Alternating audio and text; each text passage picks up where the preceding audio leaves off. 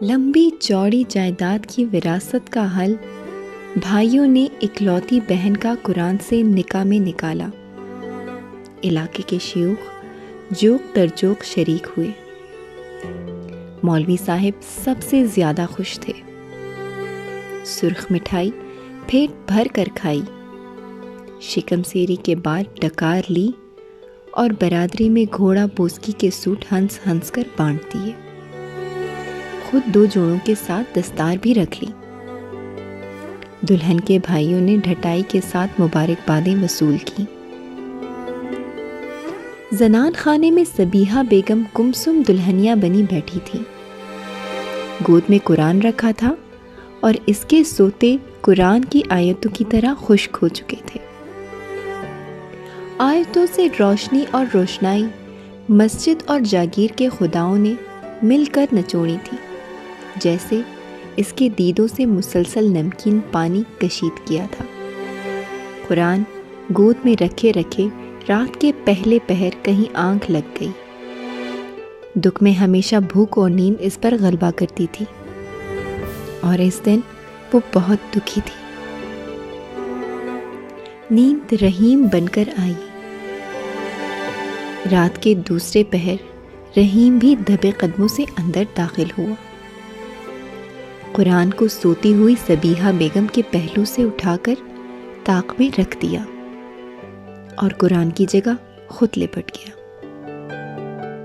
اندھیرا سیاہ کمرے میں جیسے سورہ رحمان کے ورد سے بھر گیا ہو۔ انگ انگ میں روشنی اور رگو پے میں نور بھر رہا تھا۔ دونوں کبھی ہنسے اور کبھی روئے۔ آج آخری امید بھی دم توڑ گئی تھی۔ سبیحہ مردہ لفظوں میں انارکلی کی طرح چن دی گئی، اور رحیم مسجد میں مصلوب ہو کر وراثت میں گاڑ دیا گیا۔ سبیحہ بیگم 35 سال کی تھی، جبکہ رحیم کل پرسوں ہی 22 کا ہو چکا تھا۔ ایک کی جوانی جانے کو تھی اور ایک کی آنے کو تھی، بلکہ آ چکی تھی۔ جوانیاں بھی عجب نظم رکھتی ہیں، آنیاں جانیاں کرتی رہتی ہیں۔ جوانی بھی وقت کا راگ ہے، دن اور رات ہے، مغرب و مشرق ہے، 2 روحوں پر ایک ساتھ نہیں اترتی۔ سورج کی طرح الگ الگ طلوع اور غروب ہوتی ہے، دکھ لے کر نمودار ہوتی ہے اور درد دے کر اوجل ہوتی ہے۔ جہاں بھی ساتھ اترتی ہے امر کر دیتی ہے، لوک داستان بنا دیتی ہے، انسانی جذبوں کی تکمیل کر دیتی ہے، جسے صوفی عشق اور کافر زندگی کہتے ہیں۔ سبیحہ بیگم کو اچھی طرح پتا تھا کہ ایسی زندگی کا نزول اس پر اس زندگی میں کبھی نہیں ہونا ہے۔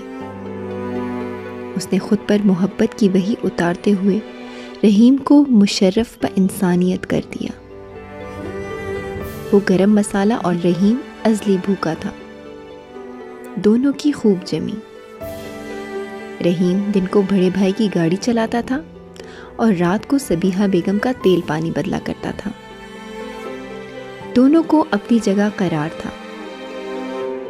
دونوں نے بند سماج میں سانس لینے کا سراغ ڈھونڈا تھا۔ گھٹن سے مر کھپ جانے سے بچنے کے لیے دیوار میں درار ڈالی تھی۔ خود سے ایک روشن دان نیم وا کیا ہوا تھا، جس سے روشنی تازہ ہوا کے ساتھ چھن چھن کر آتی تھی، اور کبھی کبھار زندگی کی چڑیا بھی بیٹھ کر سمے دو سمے کے لیے چہچہاتی تھی۔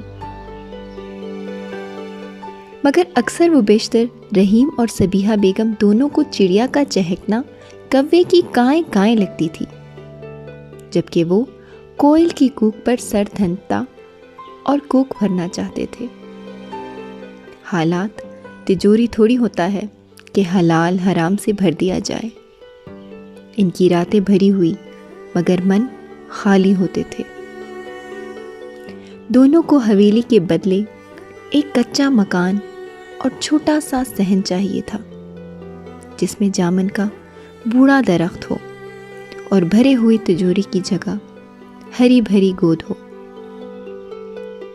مگر بھائیوں کی ناک اتنی لمبی تھی کہ اگر وہ اپنے حصے کی جاگیر سے دستبردار بھی ہوتی تب بھی ذات پات اور مرتبے اور حیثیت میں اٹک جاتی۔ بھائیوں نے اسے اپنی لمبی ناک کے ساتھ قرآن میں دفن کر دیا اور وہ دلہنیا کے روپ میں رحیم میں جذب ہو گئی۔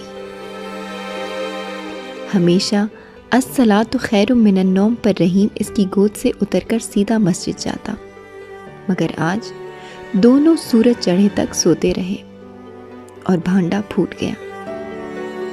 حویلی کے اندر ایک شور اٹھا جو حویلی کی بلند و بالا دیواروں میں دب کر رہ گیا۔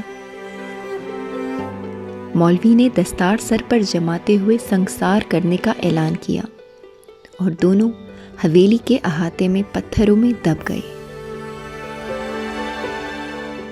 مرنے سے پہلے صبیحہ بیگم کے ذہن میں یہ خیال بجلی کی طرح گوندا کہ کاش مولوی کی اذان پر پورا سماج جاگ جاتا یا مولوی خود بھی بیدار ہوتا تو آج انہیں اس طرح پتھروں میں دب کر ہمیشہ کے لیے سونا نہ پڑتا۔